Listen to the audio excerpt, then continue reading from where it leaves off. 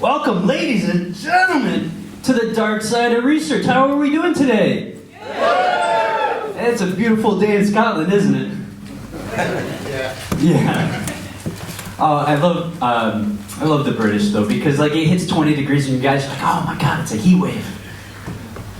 So, how many researchers do we have in the house tonight? Mm-hmm. And how many people have a life? You guys notice the difference there?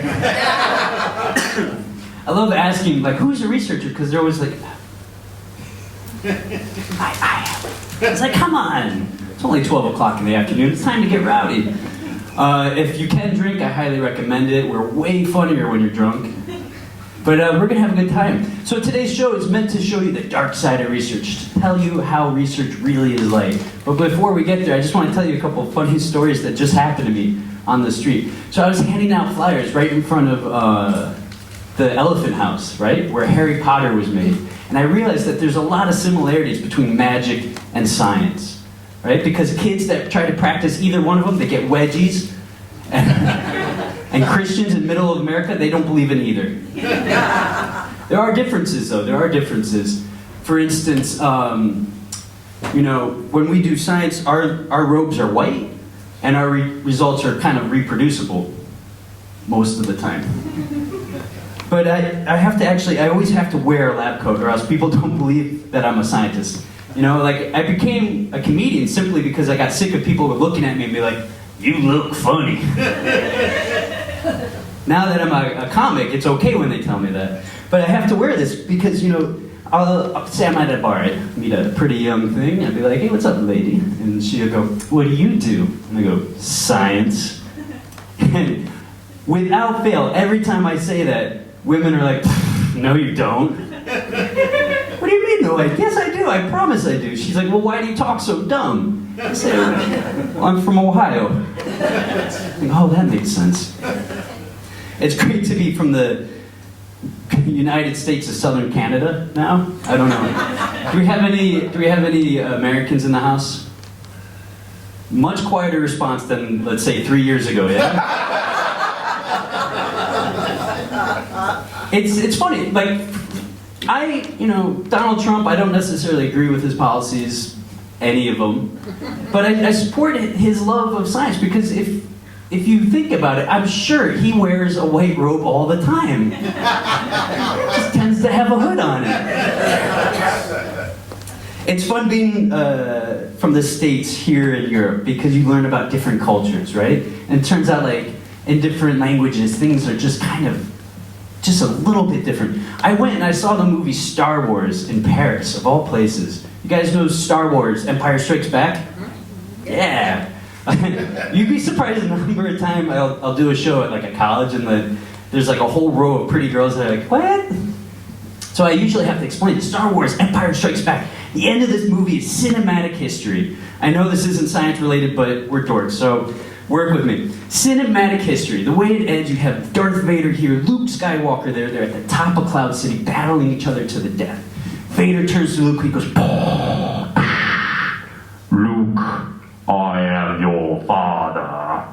Luke responds the way any small child finally meeting his father after 30 years would. He says, no!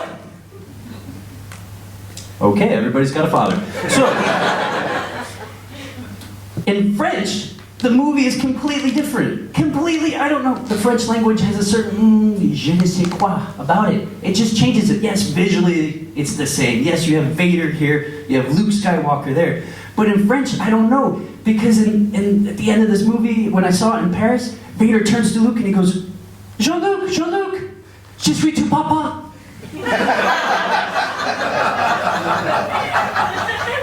Something about the language. Guys, we're here today to explain the dark side of science. A lot of people have these misconceptions about what practicing science is really like, right? Like, you look on TV, and somebody will be like, science, and they blow something up.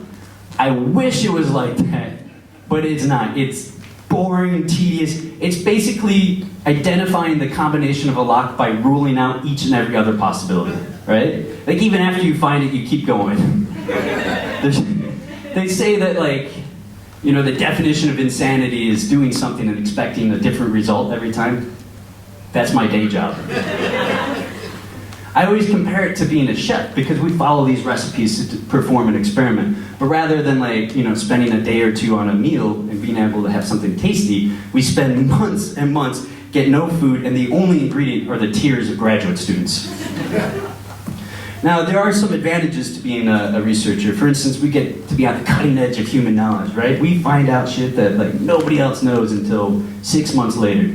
Important stuff, really important stuff. For example, sir, did you know that masturbating at work increases both productivity and efficiency?